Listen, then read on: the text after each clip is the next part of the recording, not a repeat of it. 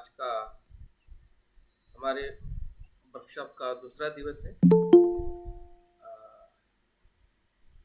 Workshop का जो विषय हमें काफ़ी लुभाने वाला है, काफ़ी संभ्रमित करने वाला है, बहुत सारे प्रश्न निर्माण करने वाला है। ऐसे विषय को हम समझने का, जानने का और साथ साथ में उसका अनुभव करने का भी हम प्रयास करने वाले हैं। इस विषय का नाम है कर्म नियम, कम्म नियम और पुनर्जन्म या पुनर्भव। तो जैसे कि कल हमने विषय की प्रास्ताविकता देखी थी कि हम अभ्यास में क्या क्या किस प्रकार से हम प्रयास करने वाले हैं। तो कल शाम का हमारा जो सत्र रहा था वो सैद्धांतिक तौर पे हमने समझने का और जानने का प्रयास किया था कि कर्म नियम का उद्भव और अन्य जो कर्म नियम का जो दर्शन है, विशेषतः बुद्ध के समय की बात को लेके हम कुछ बातें कर रहे थे। तो किस प्रकार से लोगों के या समाज में वो स्थापित था और बुद्ध का कर्म नियम किस प्रकार से हमें निर्देश और मार्गदर्शन देता है, तो उसकी कुछ न कुछ स्पष्टता हमारी बनी हुई है। और उसी स्पष्टता के आधार पे हम अपने भीतर भी जो कर्म नियम विशेषता शील का आचरण करते हुए जो ऑलरेडी हम शील का आचरण कर चुके हैं, कर रहे हैं और करते रहेंगे, तो उस शील को हमने कैसे हमारे जीवन का दैनिक अनुभव है, उस अनुभव को कैसे हमने और गहरा और स्पष्ट और परिणाम कारक करना चाहिए। तो उसके लिए आज का जो ध्यान जो है, जिसका नाम अनुस्मृति ध्यान है, इसका हम अभ्यास और सराव करने वाले हैं। मैं आपका ध्यान इधर भी आकर्षित करना चाहता हूँ कि इस कोर्स की जो थीम हमने बनाई है कि तथागत आयुर्विज्ञान स्कूल के माध्यम से ये कोर्स आपके बीच में प्रस्तुत किया जा रहा है। तो आयुर्विज्ञान ये शब्द जो है ज़्यादातर आयुर्वेद के साथ में इसका इस्तेमाल किया जाता है।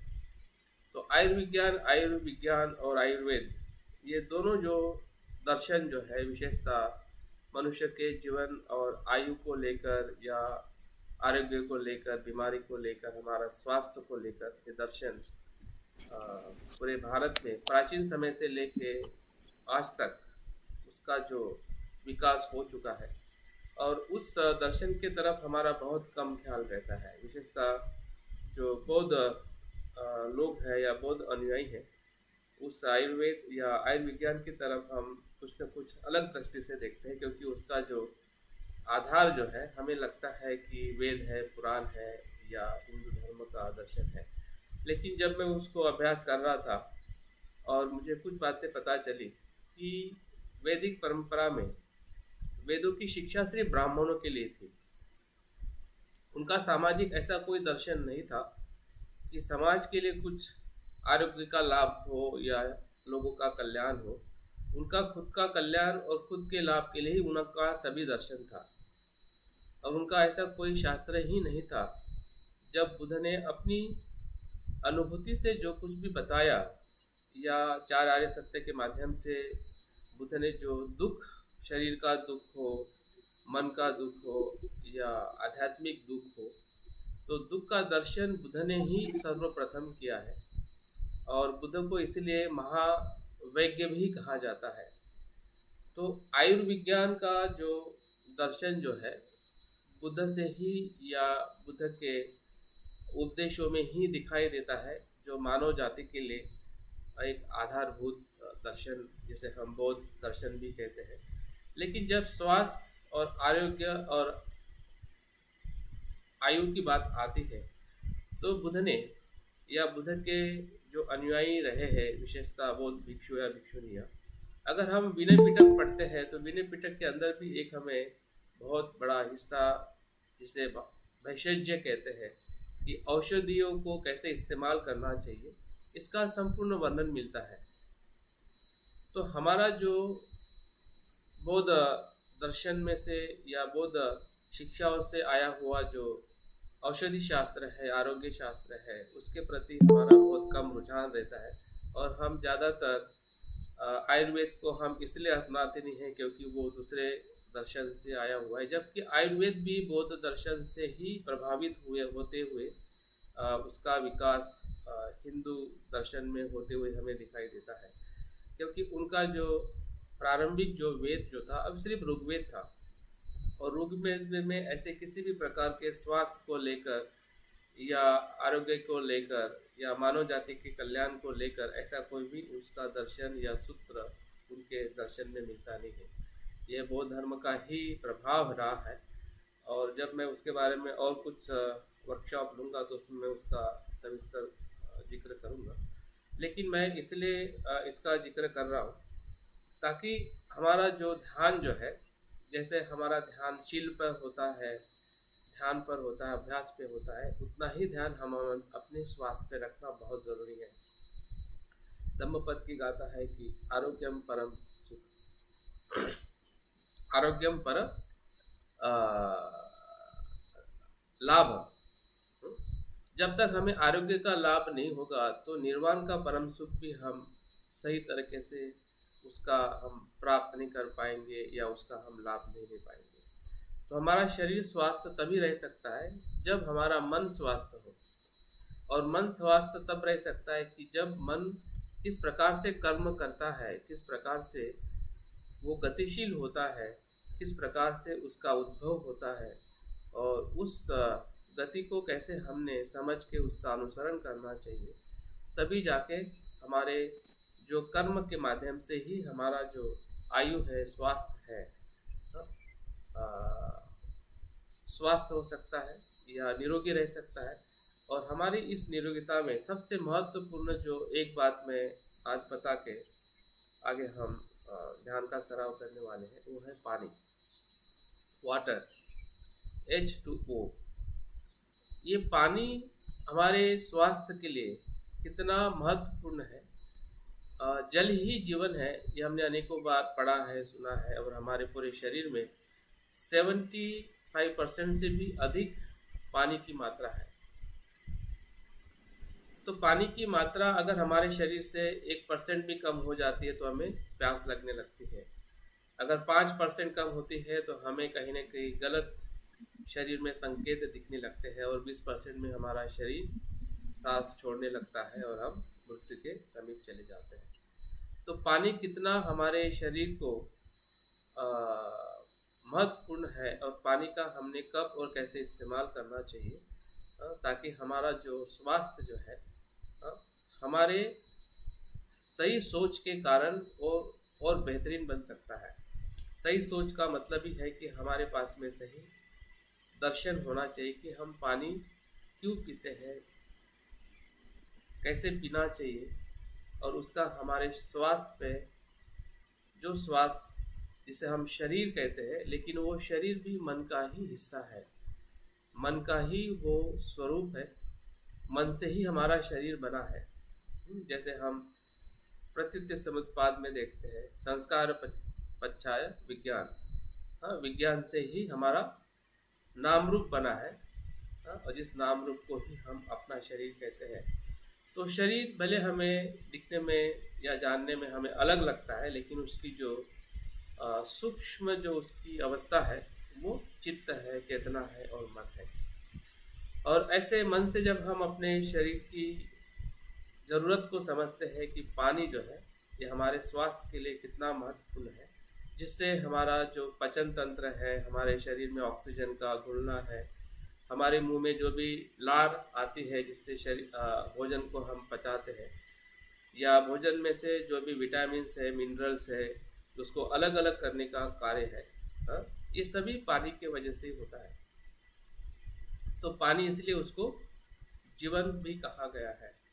तो इस पानी की मात्रा को हमने कब और कैसे पीना चाहिए ताकि हमारा स्वास्थ्य बेहतरीन और स्वास्थ्य रह सके।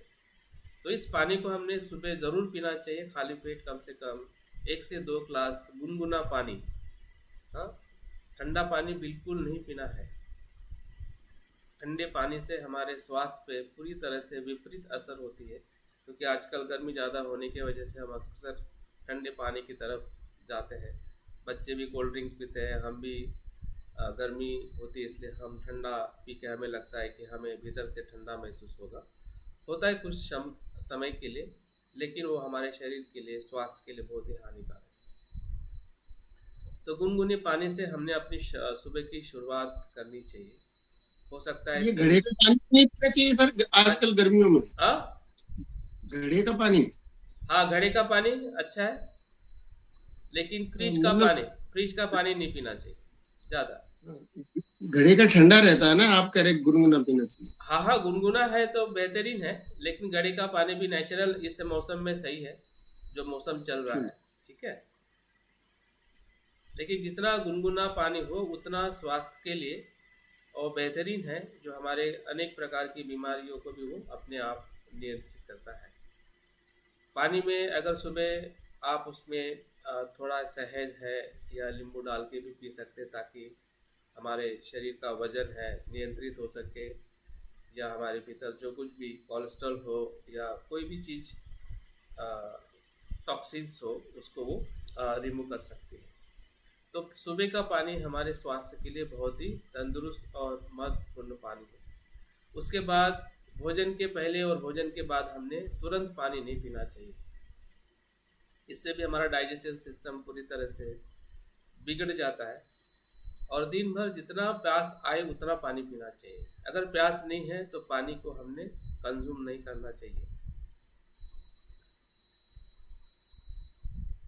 लेकिन जहाँ पे भी जब भी हमें प्यास का एहसास होता है, तुरंत हमने पानी को घुट घुट करके बैठ के पानी पीना चाहिए। हो सके तो मौसम जिस प्रकार से चल रहा है तो घड़े का पानी ज़रूर पी सकते हैं, लेकिन फ्रिज के पानी को हमने या कोल्ड ड्रिंक्स पर हमने ज़रूर क्रॉस लगानी चाहिए, ताकि हम अपने स्वास्थ्य का सही तरीके से ध्यान रख सकें। और मुझे लगता है या आप सभी को इसका एहसास होगा, यही शिलाचरण का आधार है। जब हम शील का पालन करते हैं कि पानाति पाता वेरमणि, मैं किसी जीव मात्रा की हिंसा नहीं करूँगा, तो जीव मात्रा में हम अन्य जीवों को देखते हैं कि मैं किसी प्राणी को नहीं मारता हूँ, लेकिन हम अपने स्वयं को ही मार रहे हैं। स्वयं का ही स्वास्थ्य का हमें ध्यान नहीं हम रख पा रहे। हमें लगता है कि मैं तो किसी की हिंसा नहीं कर रहा हूँ।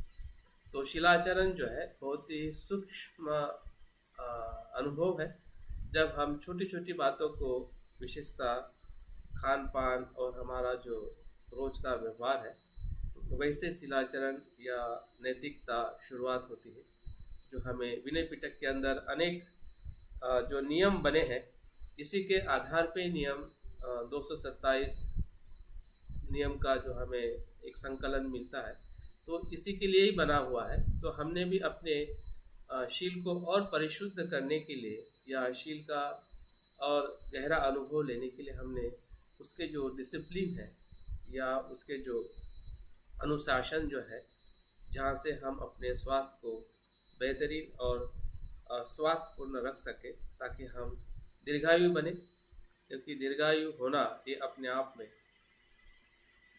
निर्वाण प्राप्त करने के लिए एक और सुनहरा मौका है।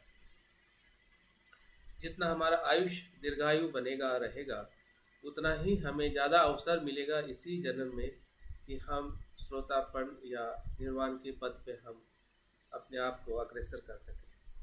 तो मुझे लगता है कि आज पानी का जो कुछ भी महत्व है, इसको ध्यान में रखते हुए हमने पानी को अपने जागृति का हिस्सा बनाकर या शील का एक नियम बनाकर इसका हमने अनुसरण करना चाहिए, ताकि हम अपने स्वास्थ्य को निरोगी और स्वास्थ्य बना सकें। तो आज का जो शिलानु अनुस्मृति का ध्यान जो है, जो 40 प्रकार के कर्मठान हैं, उसमें 10 प्रकार की जो अनुस्मृतियाँ जो है, जो अनुस्मृति बुद्धानु धम्मानु संघानु, और उसके बाद शिलानु अनुस्मृति आती है। तो शिलानु अनुस्मृति का हम इसलिए आज ध्यान सराव करने वाले हैं, क्योंकि हम जो विषय पसंद किए हैं, जिस विषय का हम अध्ययन करने जा रहे हैं, उसमें शील जिसे हम शिलाचरण कहते हैं, जिसे हम पापों से मुक्त रहना कहते हैं, जिसे हम पुण्य का संचय करना कहते हैं या कुशल कर्म कहते हैं। तो ये सभी का आधार जो है शील है।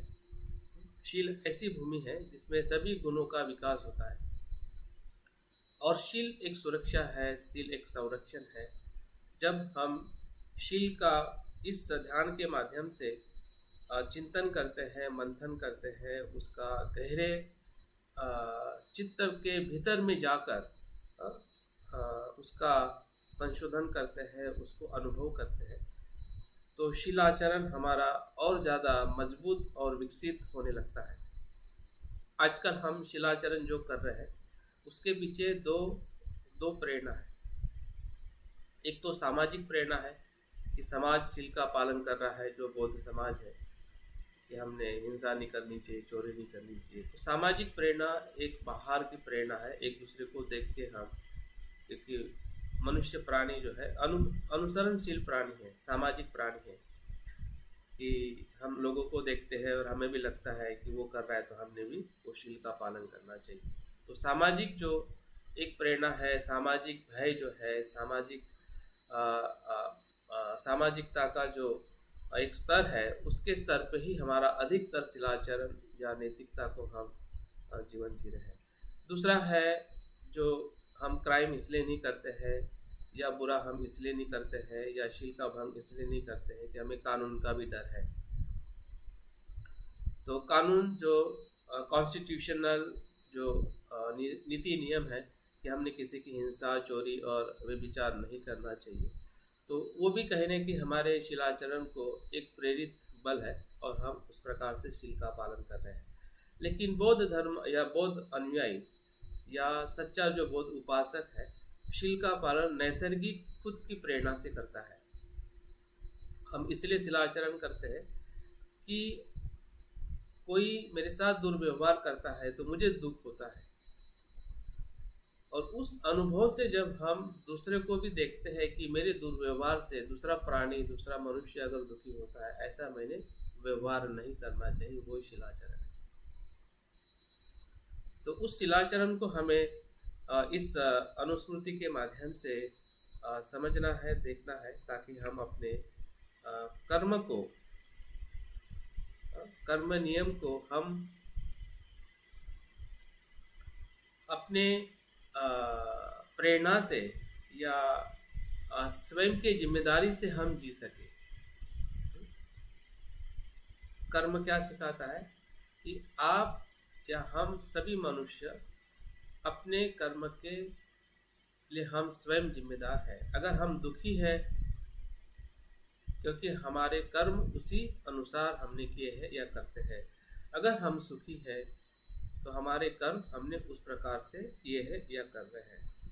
तो कर्म ही हमारा दायक है, कर्म ही बंधु है, और कर्म ही की जो जिम्मेदारी जब हम लेते हैं तो सबसे पहले हम शिलाचरण की तरफ आगे बढ़ते हैं कि सब पापस अकरणम, जो भी अकुशल है, बुरा है, दुखदाई है मेरे लिए औरों के लिए, ऐसा कर्म काया वाचा मन से नहीं करना ही शिलाचरण है। और ऐसा कर्म करना कि जो काया वाचा मन से मुझे और औरों को सुख, शांति और समाधान मिले, किसी की हानि ना हो, नुकसान ना हो, ऐसा कोई भी कुशल कर्म करना ही शिलाचरण है। तो शिलाचरण के दो पहलू है, नकारात्मक कि जो नहीं करना, हाँ, और दूसरा सकारात्मक जो करना, जो कुशल है, जो उचित है, हाँ, ऐसे कर्म करना ही शिलाचरण का दूसरा पक्ष है। तो ऐसे दोनों पक्षों का हम चिंतन करने वाले हैं। तो शील क्या है हमें पता है, शील ही धम्म है, शील ही जीवन का मूलभूत या सभी गुणों का आधार है, सुरक्षितता है, शीतल है, जो शीतल है, जो शांत करने वाला गुण है, शांत करने वाला आचरण है, वो सभी शील है। तो अनुस्मृति का मतलब क्या? अनुस्मृति का मतलब यह है कि हमने उसको बार बार उत्पन्न करना है। जो एक बार शील का हम आचरण करते हैं या एक बार शील का हमें विचार आता है, उसको पुनः पुनः उत्पन्न करने की इच्छा करना, पुनः पुनः उसके उत्पन्न होने का प्रयास करना या उसके प्रति हमने स्मृतिमान होना, वही अनुस्मृति है। जब एक बार शील का हम आचरण कोई कर चुके हैं, तो उसको बार बार करना ही अनुस्मृति है। तो उस प्रकार से हम देखने वाले हैं कि जो हम पहले से शीलाचरण कर चुके हैं या कर रहे हैं, तो उसको कैसे हमने बार बार अपने मन के भीतर इस ध्यान के माध्यम से हमें दोहराना है या उसका अनुभव करना है। इसका उद्देश्य क्या है? 3 उद्देश्य है कि इस शिलानु अनुस्मृति से हमें 3 लाभ या 3 उद्देश्य को लेके हम ये ध्यान करने वाले हैं। पहला जो लाभ हमें इस ध्यान से होने वाला है वो है चित्त की परिशुद्धि। सब पापस्य करण कुशलस्य उपसंपदा स्वचित्त पर्योदपनम एतम बुद्धान शासनम। ये धम्मपद की जो गाथा या यही बुद्ध के सभी बुद्धों का शासन है, ऐसा कहा जाता है। जितने भी बुद्ध हुए हैं, तथागत सिद्धार्थ गौतम बुद्ध के पहले या उसके बाद में भी जो बुद्ध होते हैं, तो उनका एक ही शासन रहता है कि जो सभी अकुशल कर्मों को त्यागने के लिए कहते हैं, कुशल कर्म का अनुसरण करने के लिए और चित्त की शुद्धि करने के लिए। जैसे जैसे हम शील का पालन करते हैं, वैसे वैसे हमारा चित्त जो है परिशुद्ध होने लगता है। यही इस ध्यान का सबसे महत्वपूर्ण उद्देश्य है। दूसरा जो उद्देश्य है, ये हमें ये भी दिखाता है या ये समझाता है कि अनुमात्र भी दोष में भी भय का दर्शन होने लगता है। कि छोटा भी अगर हमसे कुछ बुरा हो, या विचार से या वाणी से या शरीर से, तब भी उसमें हमें भय दिखने लगता है। अनुमात्र दोष, अनुमात्र भी शील का भंग करने में भी हमें भय लगने लगता है। तो ये भय का अनुभव एक प्रकार से शील का अनुभव है या शील की अनुस्मृति है, और हमें अनुत्तर शील को प्राप्त करने के लिए मदद करता है। अनुत्तर शील मतलब बोधिसत्व का शील। हम जो गृहस्थ का शील आचरण कर रहे हैं, यही पर्याप्त नहीं है। पंचशील ही पर्याप्त नहीं है, तो हमें 10 शील की तरफ भी जाना है, और 10 शील ही पर्याप्त नहीं है, 10 शील से भी हमें बोधिसत्व शील की तरफ भी जाना है। अनुत्तर शील की तरफ ले जाने के लिए हमें ये शिलानु अनुस्मृति हमें ध्यान ये मदद करता है। और सबसे बड़ा लाभ इससे हमें ये मिलेगा कि जब हम ध्यान के भीतर जाते हैं और हमारे मन में जो 5 निवरण आते हैं, उसको शांत करने का ही ये उपाय है। तो इस ध्यान से हमें उपचार समाधि प्राप्त होती है। इस ध्यान से हमें उपचार समाधि का लाभ होता है। अगर इस ध्यान को अभी आज हम करने वाले हैं, तो इसको हम 4 स्टेप में करने वाले हैं। तो सिर्फ मैं संक्षिप्त में बता के फिर हम तुरंत ध्यान की तरफ बढ़ने वाले हैं। तो पहले स्टेप में शिलाचरण या शील क्या है उसका हम चिंतन करेंगे, और उसके बाद दूसरे स्टेप में जो हमारा नकारात्मक शील का पहलू है कि मैं हिंसा नहीं करूँगा, मैं चोरी नहीं करूँगा, मैं बेविचार नहीं करूँगा, काया वाचा मन से जो भी नकारात्मक शील है या शिलाचरण है, उसका हम चिंतन करेंगे। तीसरे स्टेप में जो सकारात्मक जो शिलाचरण है काया वाचा मन से, जैसे कि मैत्री करना, दान करना, संतुष्टि का आचरण करना, और इस प्रकार से काया वाचा मन के, तो उसका हम मंथन करेंगे। और चौथे और अंतिम पंक्ति में हमें अपने शील को उसके अखंड होने का अनुभव करना है। वो निरंतर है, उसमें किसी प्रकार का भी विच्छेद नहीं है, किसी प्रकार से वो छूटा हुआ नहीं है। और मेरा जो शिलाचरण जो है, ये प्रज्ञावान जो पुरुष है उनके द्वारा प्रशस्त है। बुद्ध के बताए हुए शिक्षा के अनुसार मैं शिलाचरण कर रहा हूँ, और ये शिलाचरण जो है मुझे समाधि की तरफ ले जाने के लिए मदद करने वाला है। तो आखिरी स्तर में हम उसके जो गुण है या उसकी जो अनुभूति हम करने वाले हैं। तो मुझे लगता है कि जो शिला अनुस्मृति का ध्यान हम पहली बार शायद कर रहे हैं। इसके पहले शायद मैंने शुरुआत में जब 40 कम्मठान का एक अभ्यास लिया था, उसमें सभी प्रकार की ध्यान साधनाओं को मैंने सिखाया था। शायद उसमें हमने ध्यान साधना की होगी। तो आज हमें फिर से मौका मिला है इस ध्यान को करने के लिए, जो आज हम करने के लिए प्रयास करने वाले हैं। तो आप आपकी बैठक को सुव्यवस्थित कर लीजिए। देख लीजिए कि हमारा शरीर हमारे बैठक के ध्यान के लिए अनुकूल है। शरीर की जो जॉइंट्स है उसको थोड़ा आप मोमेंट दीजिए। आपकी गर्दन है, आपके शोल्डर्स है, आपके पैर है, मसल्स है, उसको थोड़ा आप दबा सकते हैं, मसाज कर सकते हैं, ताकि आप शरीर के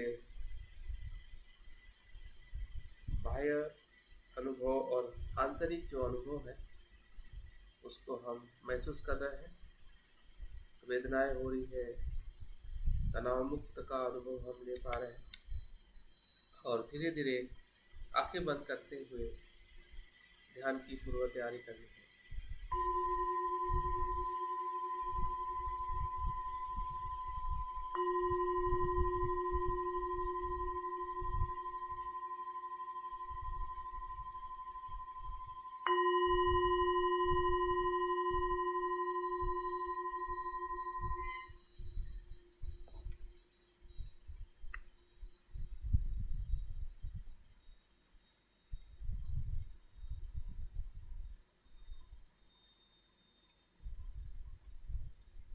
जैसे हमने आंखें बंद कर ली है, तो हमारे मन की आंखों से पूरे शरीर को जागृति से देखें कि हमारे पैर, हमारे हाथ, हमारी पीठ,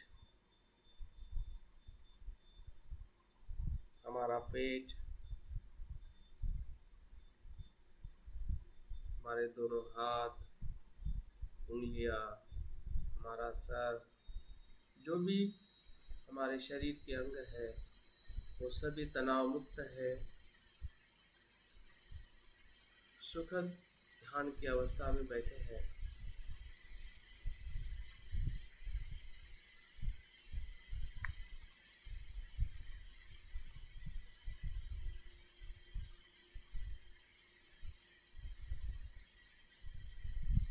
हमारे मन के भीतर जो चल रहा है विचारों का प्रवाह,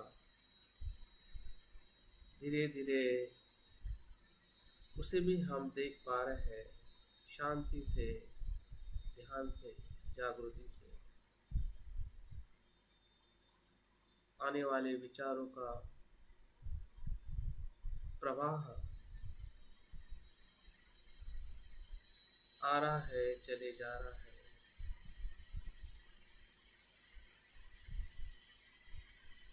किसी भी विचारों से हमें कोई प्रतिक्रिया नहीं है, क्योंकि हम जानते हैं इसका स्रोत क्या है, हेतु क्या है, कारण क्या है। ये हमारे ही किए हुए कर्मों का परिणाम है, जो ये शरीर और मन के भीतर आने वाले सभी विचार उत्पन्न हो रहे हैं और चले जा रहे हैं। हमारी स्मृति, हमारी जागृति हमें मदद कर रही है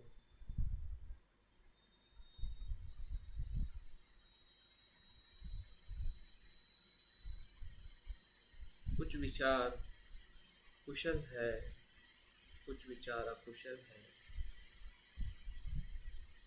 जिसका आधार काम छंद है, किसी का आधार दम्भ छंद है। देखिए, काम छंद के आने वाले विचार भी अनित्य है, वो भी उत्पन्न हो के चले जा रहे हैं। तो उसका अफसोस ना करें कि ये क्यों आए, नहीं आने चाहिए थे, उसके कारण से उत्पन्न हो रहे हैं और चले जा रहे हैं। जो धम्म छंद ध्यान का उत्साह हमारे भीतर उत्पन्न हुआ है, उसको पहचानिए। धम्म छंद से हमारी श्रद्धा बढ़ रही है ध्यान करने की, बुद्ध के तरफ,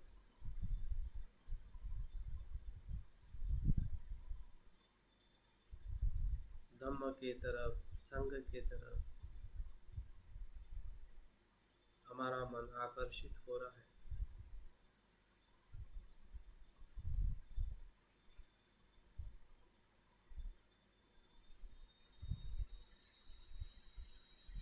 और यही छंद हमें संकल्प दे रहा है, मैं इसी धम्म छंद के साथ आगे बढ़ता रहूं।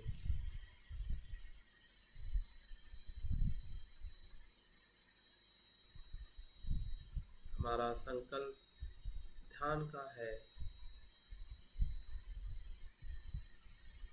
और इसी संकल्प से हमारी स्मृति, हमारा वीर्य, उत्साह बढ़ रहा है।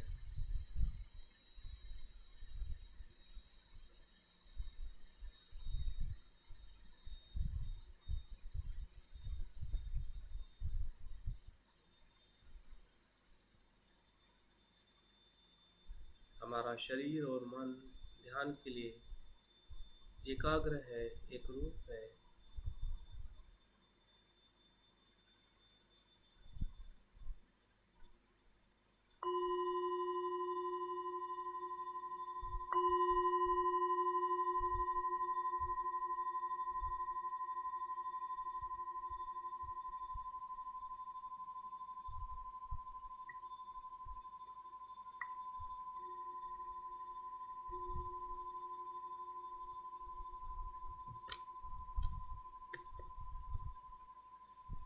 ध्यान के पहले चरण में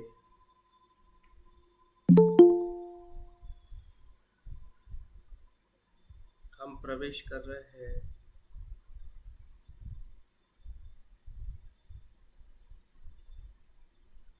जागृति और उत्साह के साथ।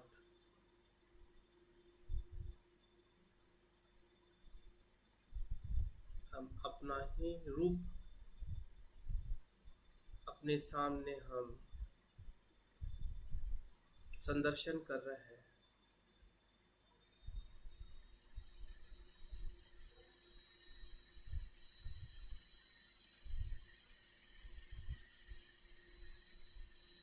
हमारे मन की जो शुद्ध कल्पना है,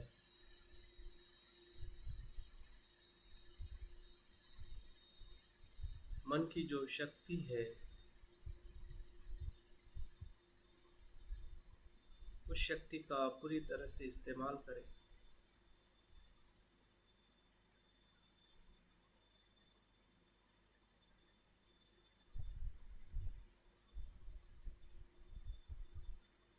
हमारा रूप हमने अनेकों बार देखा है,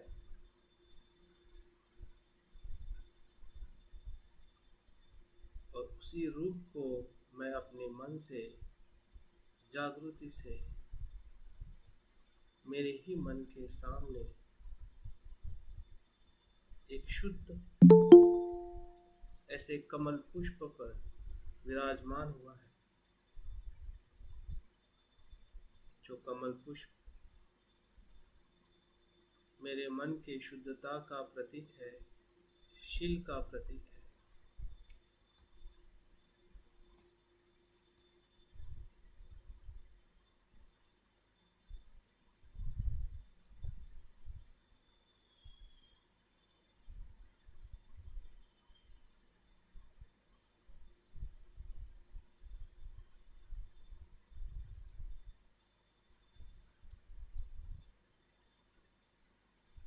और हृदय के गहराई से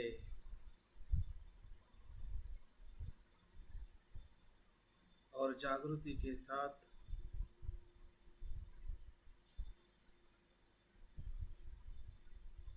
मेरा जो रूप है, शरीर है,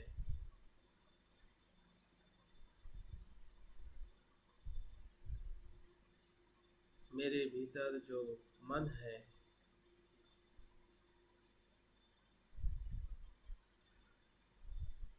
और मन के भीतर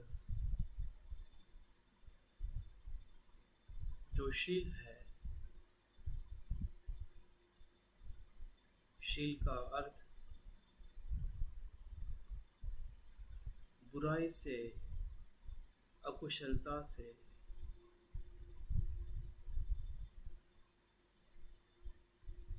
हिंसा आदि कर्म से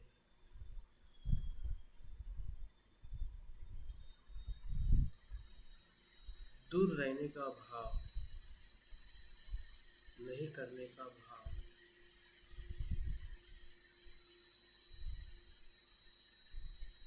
या उसके प्रति हमें भय अनुभव हो रहा है,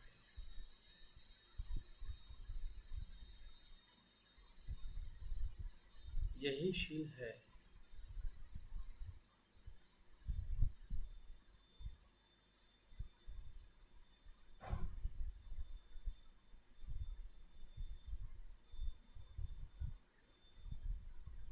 अपने आप से प्रश्न पूछे और उसका जवाब खुद के भीतर से ही अनुभव करें। क्या मुझे ऐसा अनुभव होता है जिसे मैं शील कहता हूँ, शिलाचरण कहता हूँ?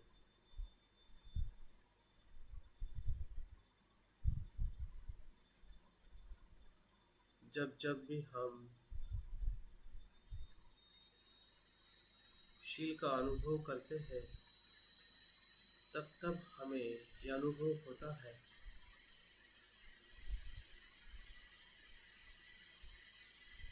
क्योंकि हर एक मनुष्य सुख चाहता है और दुख से बचना चाहता है।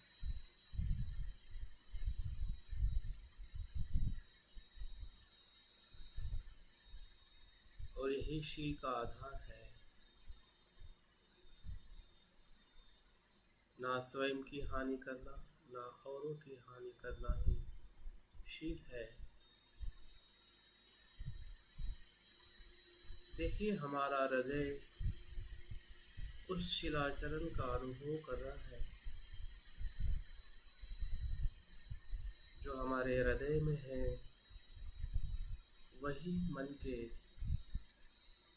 अनुभव में है।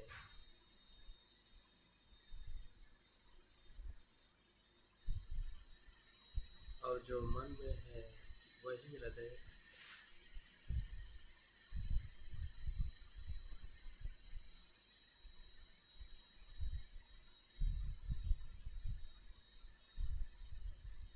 ये शील सभी गुणों का उगम स्थान है।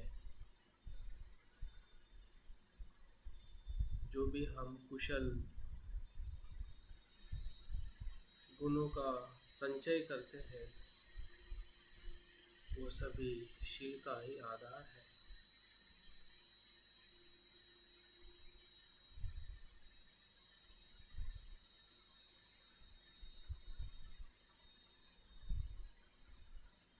देखिए, जो रूप हम देख रहे हैं,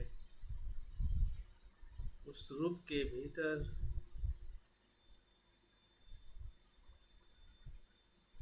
हमारी जो चेतना है,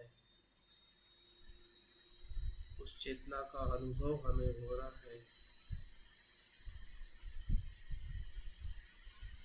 हम जान पा रहे हैं यही चेतना जो योनिस्व मनस्कार उत्पन्न करती है, वही शील का आधार है।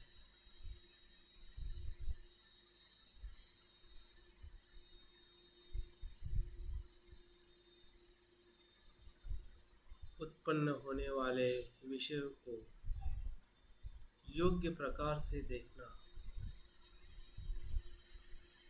जो कुछ भी हमें स्पर्श हो रहा है,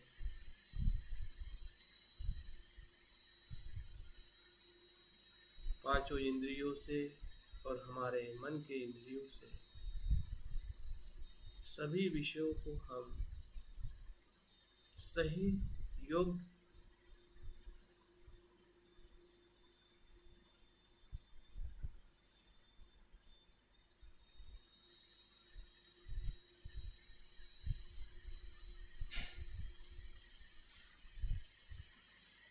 और उसको अनित्य करके हम देख पा रहे हैं।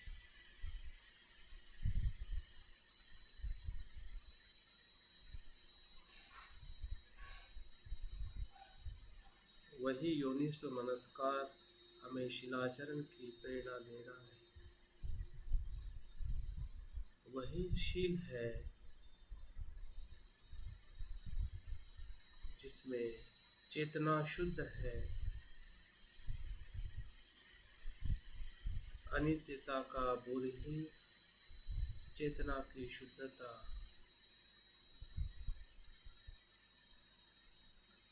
अनुभव कराती है।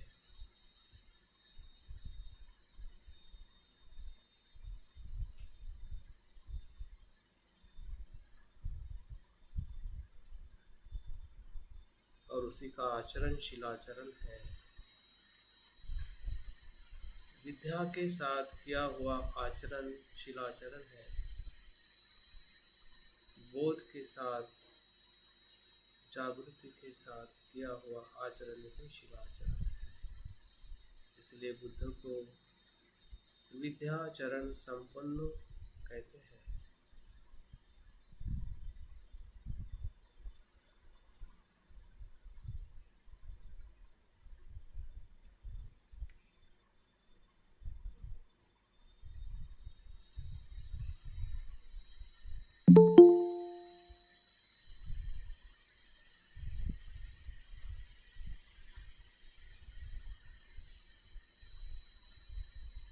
देखिए, हमारे हृदय के गहराई से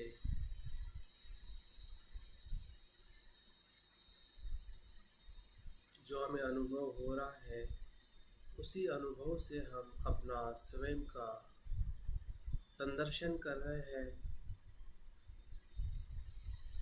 कि मेरा रूप जो इस कमल पुष्प पर विराजमान है,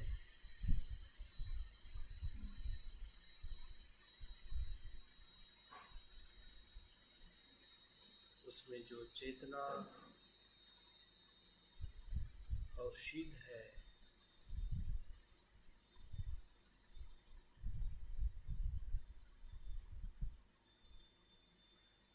उसकी स्फूर्ति बनाए रखे।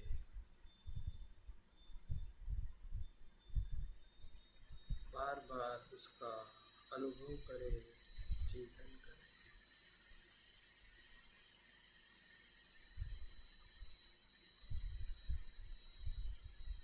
शिलाचरण में शुद्ध चेतना है।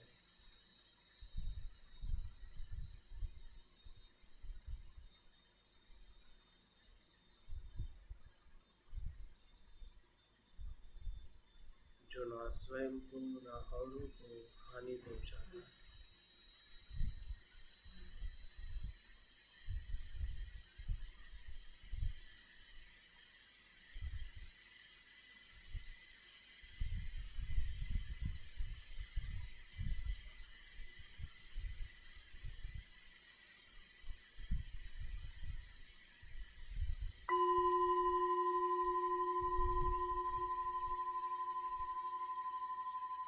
ध्यान के दूसरे चरण में इसी अनुभव को थोड़ा और गहरा और विस्तारित करके देखना है।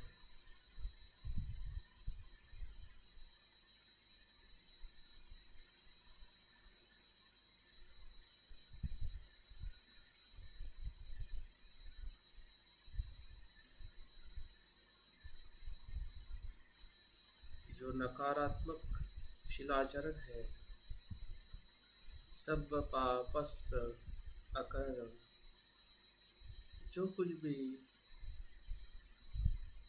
पाप है, अकुशल है, जो हानिकारक है,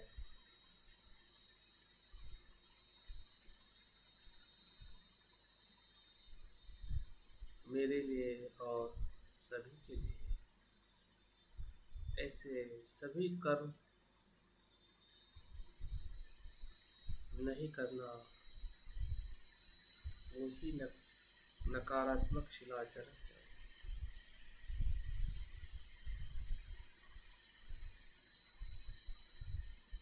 हिंसा नहीं करना, चोरी नहीं करना, व्यभिचार नहीं करना,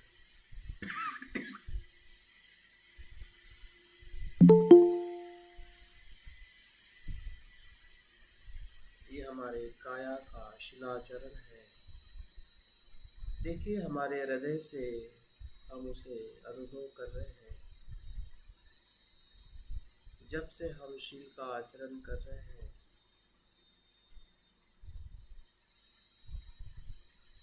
तब से हमने प्राणी हिंसा को त्यागा है। क्यों? प्राणी हिंसा शरीर की हो, वाणी से हो या मन से।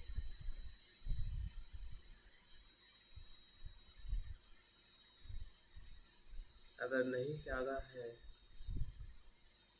तो उसका हम अभी अनुभव कर रहे हैं।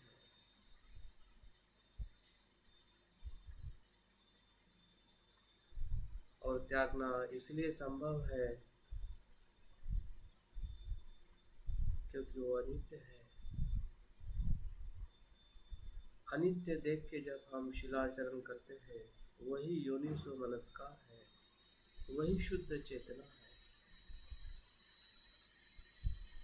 और चेतना ही कर्म है। जब हम काया से करते हैं, वाणी से करते हैं और मन से करते हैं।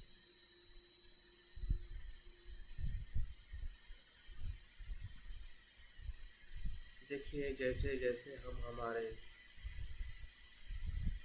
नकारात्मक शिलाचरण को देख पा रहे हैं, वैसे वैसे शील के, काया के शील के प्रति हम सजग हो रहे हैं। हमारा संदर्शन और हमारी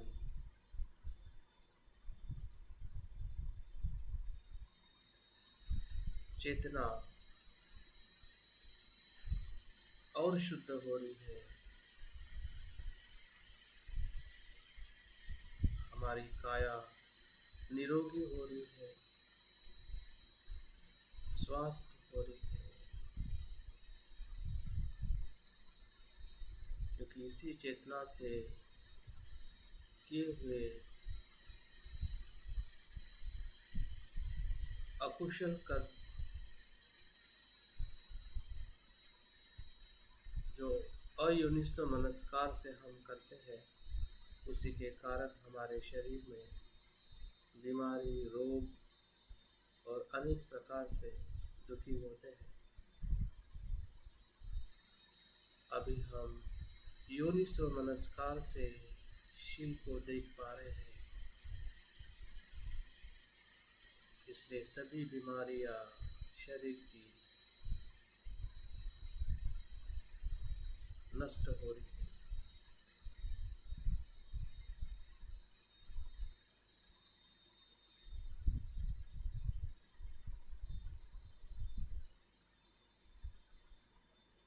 हमारी काया की शुद्धि हो रही है।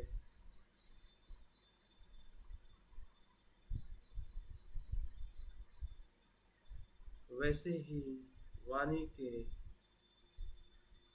जो 4 नकारात्मक शील है, झूठ नहीं बोलना,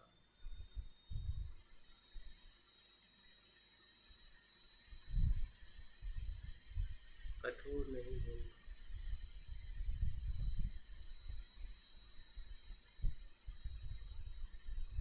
निंदा नहीं करना,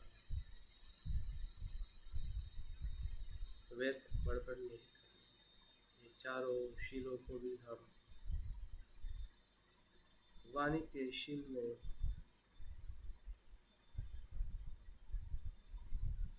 आचरण नहीं करने का हम संकल्प ले रहे हैं।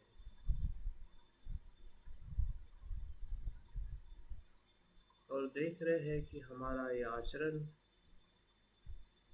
भले भूतकाल में हमने किया हो और उसका हमें अफसोस हो रहा है, पश्चाताप हो रहा है, तो होने दीजिए। एक यही जागृति है, यही स्मृति है, और उस पश्चाताप से हम शुद्ध हो रहे हैं।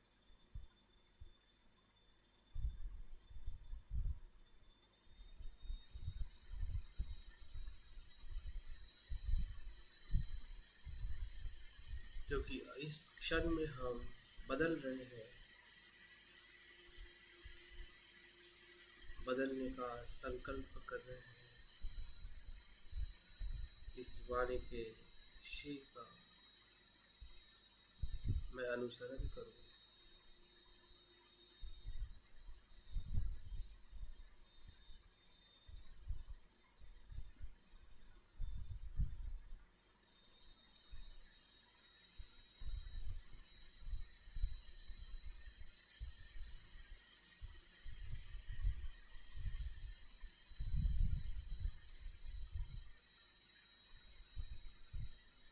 वैसे ही मन के भीतर जो भाव उत्पन्न होता है, लोभ का, द्वेष का, अहंकार का,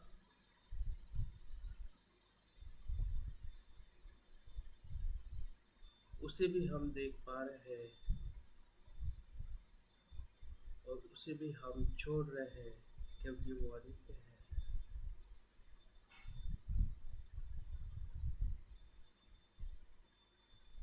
हमारी शुद्ध चेतना उसे देख पा रही है और उसी के कारण हमारा मन का शुद्धिकरण हो रहा है।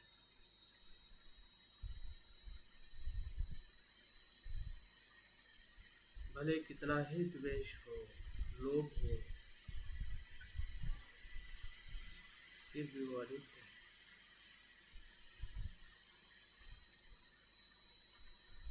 सिर्फ क्षण के लिए है, आके चला जाता है।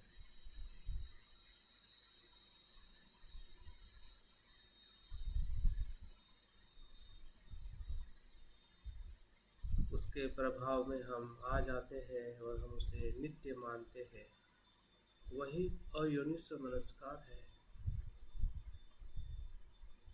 जिससे हमारा शीलाचरण शुद्ध नहीं होता।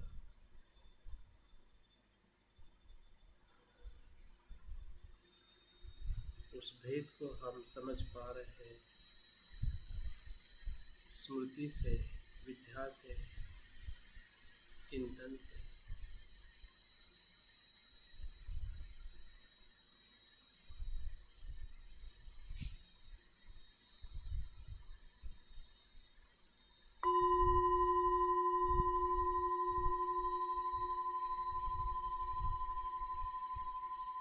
ध्यान के तीसरे चरण में प्रवेश करें। देखिए कि हमारा जो संदर्शन है स्वयं का, जो शुभ्र ऐसे कमल पुष्प पर विराजमान है, उसकी प्रखरता, उसका तेज,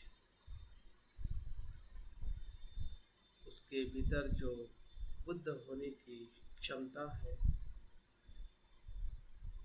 वो शुद्धता से बढ़ती जा रही है। हम समझ पा रहे हैं शील क्या है, शील का नकारात्मक आचरण क्या है। और तीसरे चरण में हम देख रहे हैं कि मेरे शीलों का सकारात्मक आचरण क्या है। कुशलस्य उपसंपदा, कुशल कर्म का, कुशल आचरण का संचय करना, विकसित करना, बार बार उसका मंथन करना,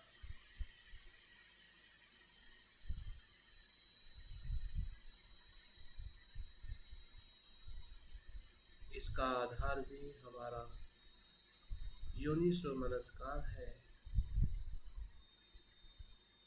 हमारी कुशल शुद्ध चेतना है, जो अनित्यता का बोध कराती है, अनात्मता का बोध कराती है।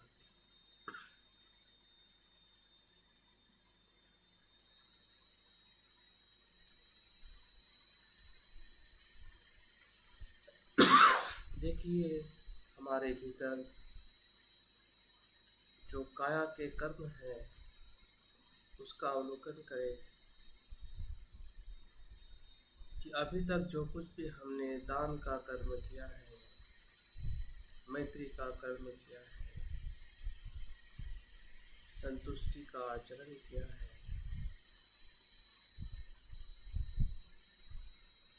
उसका हमें लाभ हुआ है, लेकिन उस लाभ से भी और गहरा लाभ हमें अभी मिल रहा है, क्योंकि हम देख पा रहे हैं कि काया के कुशल आचरण और शुद्ध हो रहा है, बुद्ध की तरफ हमें प्रेरित कर रहा है। मैत्री की शुद्धता पूरे शरीर में हमें अनुभव हो रही है, सर से लेकर पांव तक।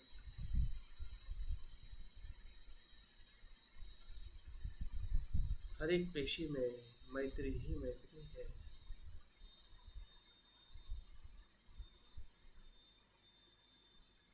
क्योंकि जहाँ पर किसी की हानि करने की इच्छा नहीं है, वहाँ पे सिर्फ मैत्री ही हो सकती है। कल्याण की भावना शरीर के कृति से हम सिर्फ मैत्री करते हैं।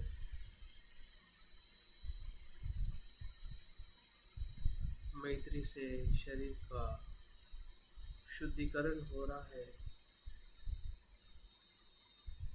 हमारे हृदय की हर एक धड़कन में मैत्री है।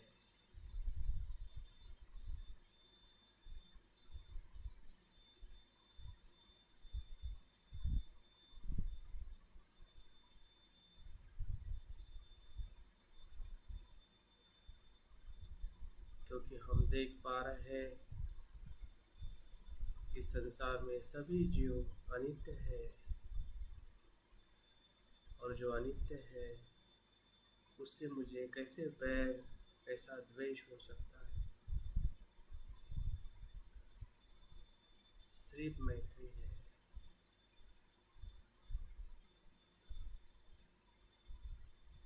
मेरा दान भी, जो मैं दान देता हूँ उसमें भी अनित्यता है।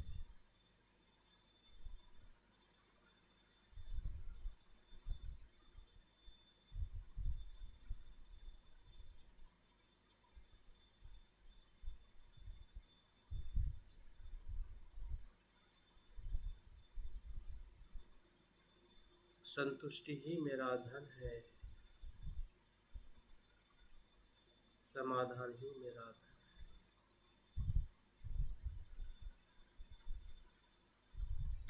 संसार की कोई भी वस्तु ही मुझे संपूर्ण संतुष्टि नहीं दे सकती, क्योंकि वो अनित्य है। और इसलिए मैं समाधानी हूँ। यही मेरा शिलाचरण है।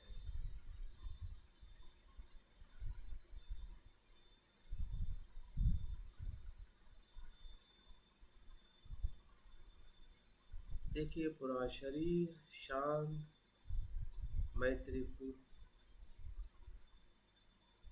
और सभी के मदद के लिए, दान भावना के लिए तत्पर है,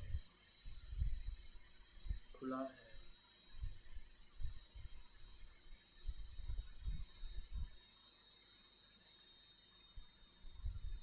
क्योंकि शरीर अनित्य है,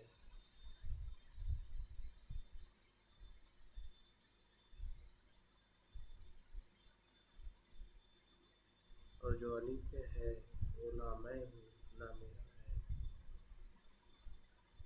वो सब के लिए खुला है। हमारे काया के शिलाचरण को हम उस शुद्धता तक ले जा रहे हैं जो असीम है, नैसर्गिक है, स्वाभाविक है। वैसे ही हमारे वाणी के शील का भी अनुभव करें कि मेरे वाणी के कुशल आचरण जिसमें सत्यता है, ममतापूर्ण है,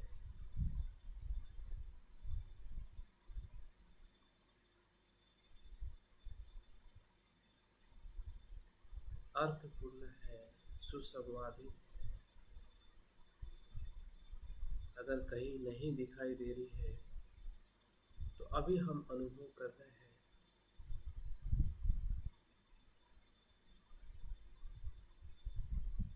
जब भी हमने वाणी को अयोनिसो मनस्कार से देखा या संवाद किया,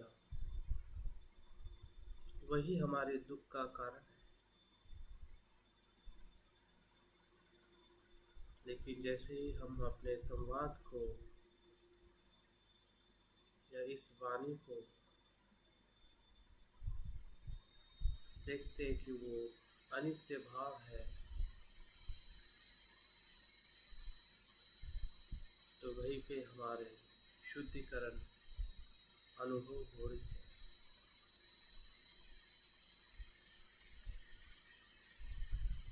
हमारा वाणी का शील और परिशुद्ध हो रहा है।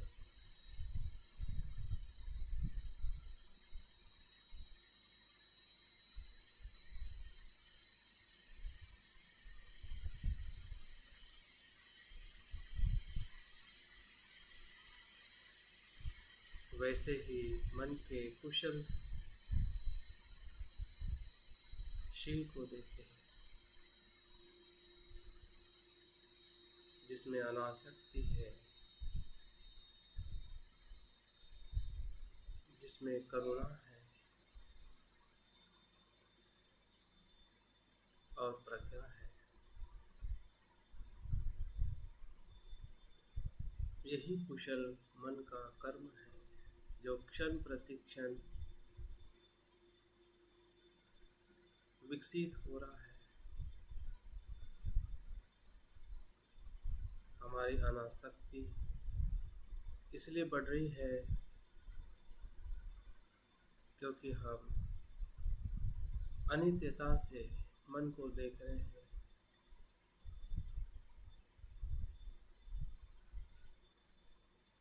स्व के प्रति हमारी आसक्ति छूटते जा रही है क्योंकि हम अनित्यता का बोध कर रहे हैं, शुद्ध चेतना का जो अनित्यता दिखाती है। और उसी के कारण हमारी अनासक्ति का हमें अनुभव हो रहा है। और वही अनासक्ति जब संसार को देखती है तो संसार के दुखों को करुणा में परिवर्तित करती है।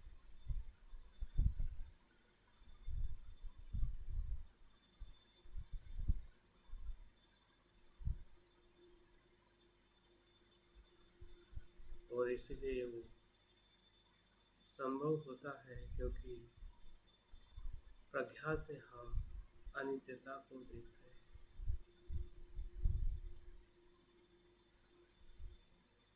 यही शुद्ध चित्त का आचरण है जिसका हम मंथन कर रहे हैं, अनुभव कर रहे हैं। काया वाचा मन के सकारात्मक आचरण,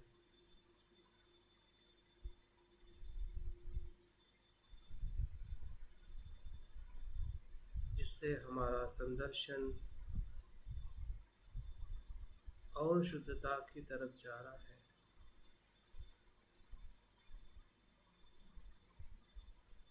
हमारा कुशल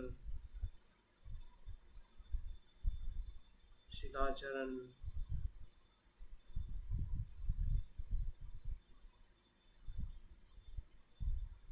हमें शुद्ध कर रहा है, परिशुद्ध कर रहा है।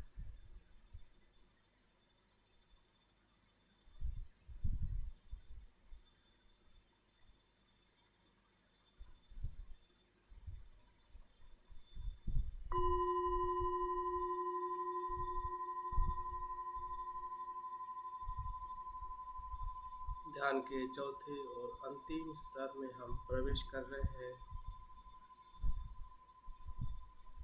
देखिए, हृदय के गहराई से जो हम शील का अनुभव कर रहे हैं और मन चक्षु के सामने हमारा जो संदर्शन निर्माण किया है वो एक समान है। जो हमें भीतर से अनुभव हो रहा है वही मन के सामने निर्माण हो रहा है, और जो निर्माण हो रहा है वही हमें अनुभव हो रहा है।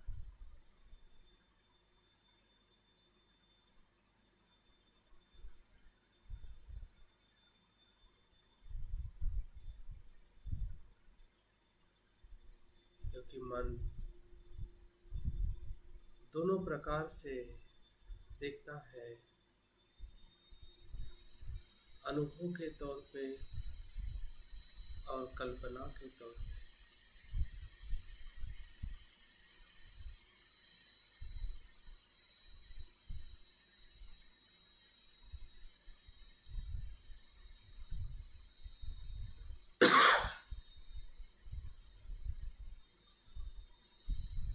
देखिए, इस चरण में हमें अपने शिलाचरण के अखंडता का अनुभव करना है कि मेरा शिलाचरण अखंड है, निरंतर है।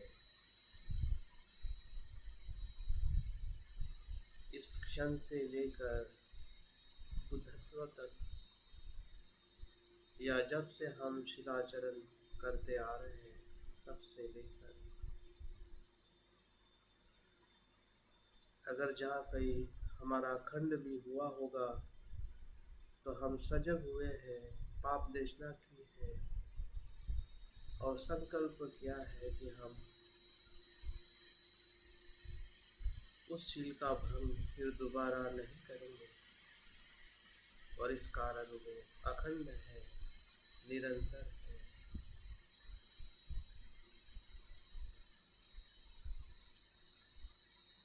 हम सभी पश्चाताप के भाव से मुक्त हो रहे हैं और शील की जो अखंडता है उसका हम अनुभव ले रहे हैं, कि वो काया का शील हो या वाणी का या मन का।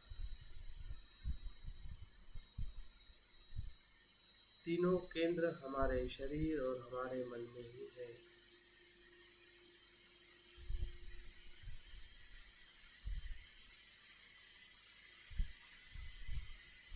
तीनों केंद्रों का एक रूप होना, जो हम करते हैं वही बोलते हैं और जो बोलते हैं वही हम सोचते हैं। जो हम सोचते हैं वही बोलते हैं और जो बोलते हैं वही हम करते हैं।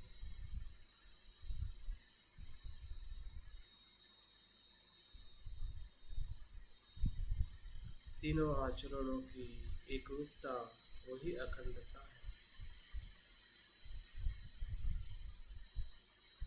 मेरा शिलाचरण अखंडित है, मेरा शिलाचरण अखंडित है। देखिए, हृदय से जो अनुभव हो रहा है वही अनुभव हमारे निर्माण किए हुए हमारे ही रूप को हो रहा है।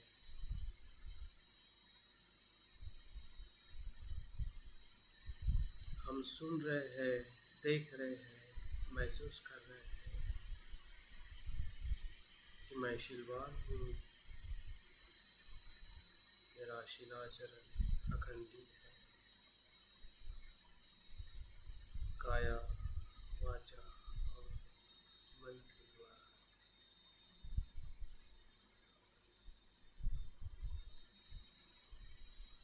मेरा शिलाचरण बुद्ध के मार्ग के बताए हुए पथ पर है।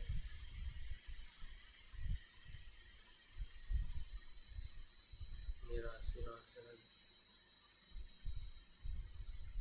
बुद्ध के द्वारा बताए हुए पथ पर है, मार्ग पर है।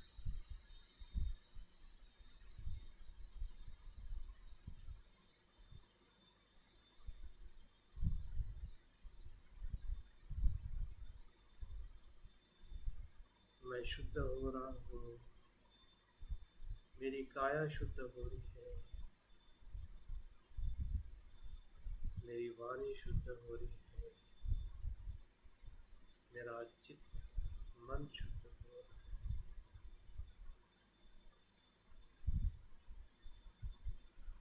जो कि शील का उद्देश्य ही शुद्धिकरण है, सभी बुराइयों से मुक्त होना और सभी अच्छाइयों का विकास करना।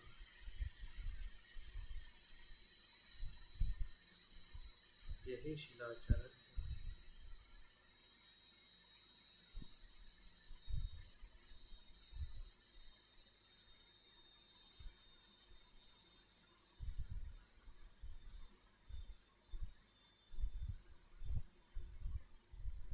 देखिए, हमारा रूप जो इस कमल पुष्प पर विराजमान है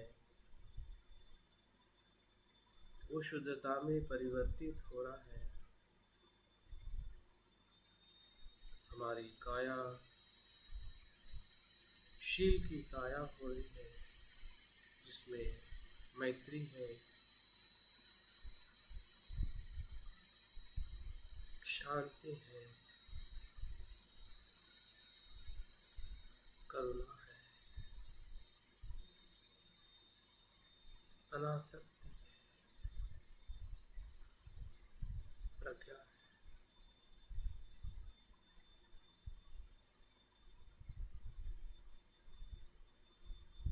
यही मेरा शील है, यही मेरा शिलाचरण है, जो शुद्ध चेतना के अनुभव से जो अनित्यता का बोध कराती है, अनात्मता का बोध कराती है, वही शुद्ध चेतना है। चेतना ही कर्म है और कर्म ही शिलाचरण है।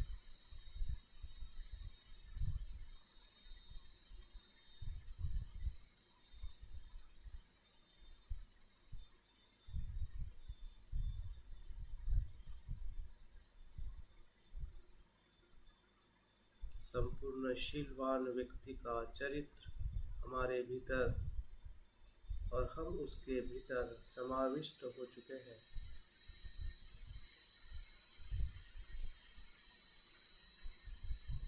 शील ही हम हो चुके हैं और हम ही शील है। मैं ही शील हूँ और शील ही मैं हूँ।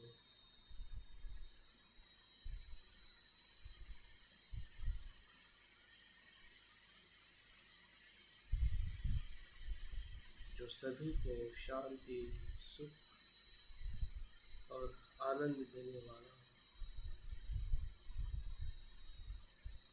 यही मेरा स्वभाव है, यही मेरा धर्म है। शीतल रहना, शांत रहना,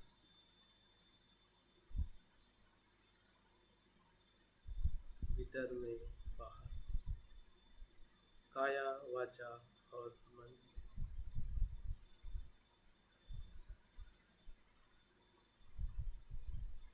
यही शीलानु अनुस्मृति है।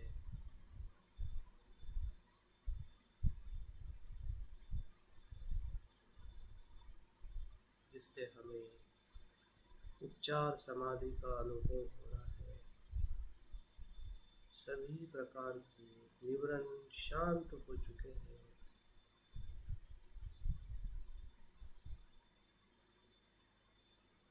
क्योंकि निवरण इसीलिए आते हैं कि हमारा शिलाचरण हम अयोनिस्व मनस्कार से करते हैं, अजागृति से करते हैं।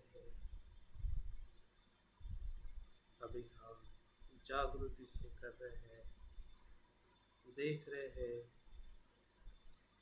जान रहे हैं कि मेरा शिलाचरण ये योनिस्व मनस्कार से उत्पन्न हो रहा है।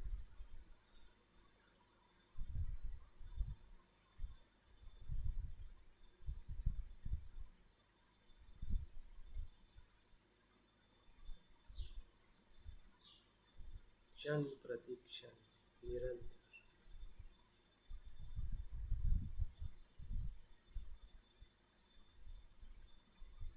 भविष्य में भी हम ऐसे ही शिलाचरण करते रहे। भूतकाल में जो हमारा शिलाचरण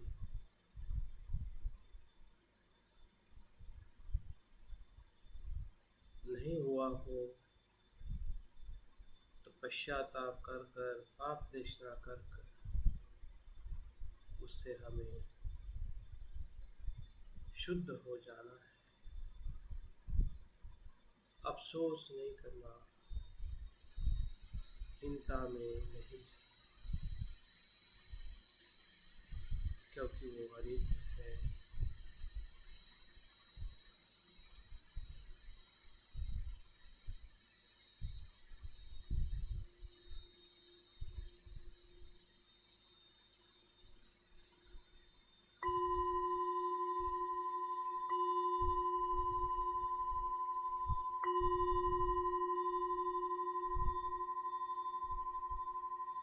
धीरे धीरे ध्यान को हमें समापन करते हुए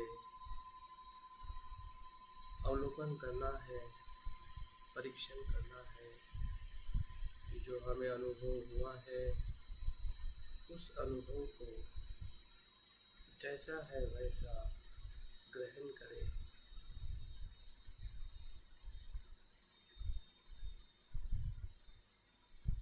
और संकल्प करें कि इसी अनुभव के आधार पर काया वाचा मन से मैं कुशल कर्म करूं और अकुशल कर्म का त्याग करूं। धीरे धीरे आंखें खोलते हुए ध्यान को समाप्त करें। दोनों पंजों को हिसते हुए उस ऊर्जा का पूरे शरीर पर स्पर्श करते हुए ध्यान का आनंद लीजिए, अनुभव करें।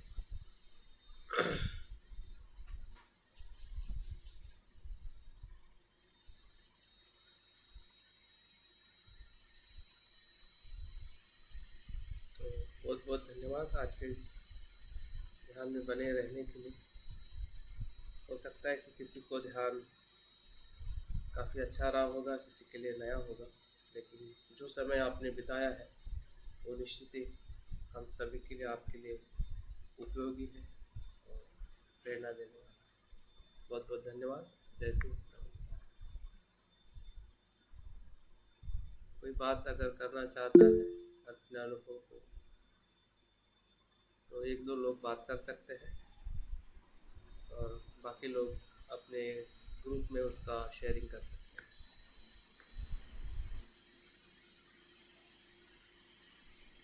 Hello. हाँ Subhash Good ji, morning, sir. Good morning. Sir, Dr. Sanjay from Chandigarh. हाँ हाँ, yes please. Actually, a very good meditation. Thank you. Actually I experienced what I was lacking in a previous in a Sila. Actually, I could not maintain a Sila in my life. But as I was going inside my mind and body and trying to see myself, I come to know that Sila can be maintained. And with this technique, absolutely, I think that yes I can control myself. I can maintain Sila in my life, and it will be a very good opportunity for me to study all these things from you. Thank you very much. Thank you very much for your comments and your experience sharing. It's a like this. When you see the inside, you can see the capacity of your practice, your qualities. तो Thank you. इसलिए बुद्ध ने कहा है कि अत्त दीपो भवो, वही सबसे बड़ा मार्ग है। तो बहुत बहुत धन्यवाद संजय जी, आपका जो अनुभव आपने शेयर किया है। और कोई? सर बहुत बहुत पुण्यानुमोदन। हाँ अनिता जी बोलिए। सर आज का खिलाना स्मृति ध्यान बहुत ही अच्छा है, काया वाचा मन से। फर्स्ट टाइम मैंने किया था तो उतना समझ में नहीं आया था, मगर आज जो है तो हर चीज वो समझ में आ रही थी। उसके लिए बहुत बहुत धन्यवाद आपका। Thank you. बहुत ही अच्छा लगा। चलिए,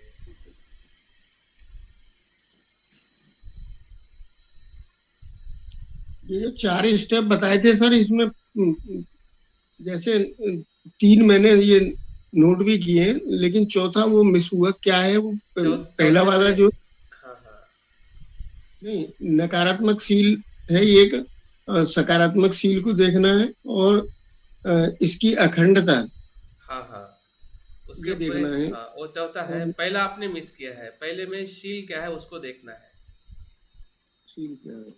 और शील क्या है उसके साथ हमारी जो कुशल चेतना जो है, या जो योनिसो मनस्कार है, उसके आधार पे शील का हमें परीक्षण करना है।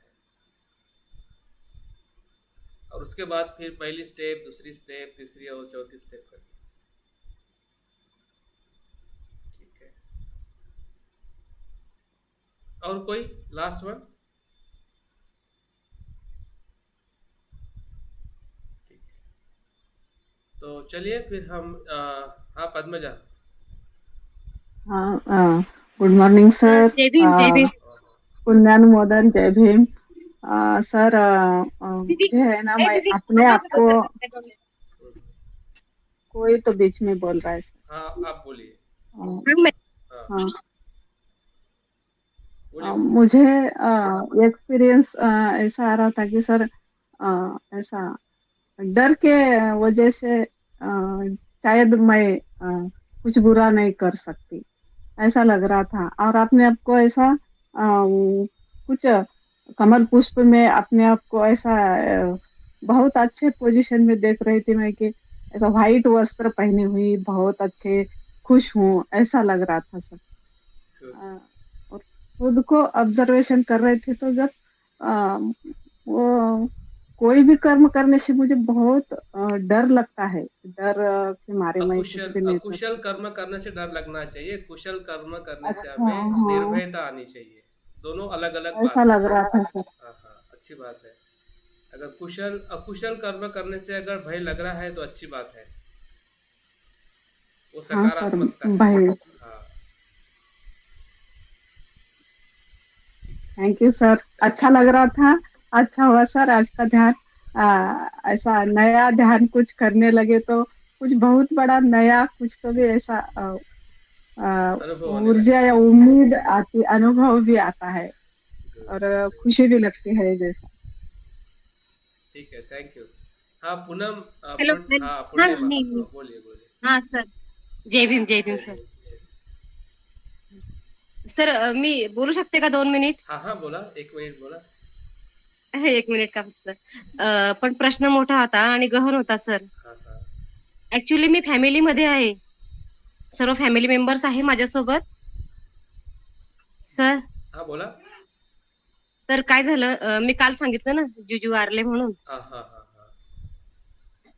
तर आज त्यांना 7वा दिवस आहे. हाँ हाँ. तर काय झालं सर,